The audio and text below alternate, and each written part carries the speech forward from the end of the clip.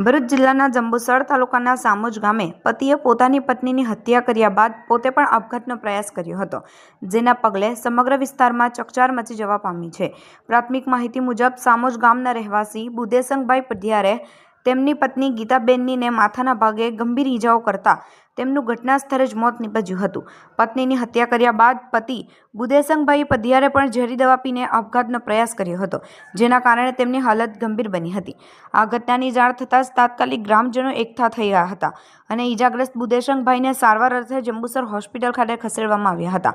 સમગ્ર ઘટનાની જાણ વેડજ પોલીસને થતાં પોલીસનો કાફલો પણ તાત્કાલિક સામોજ ગામે દોડી આવ્યો હતો।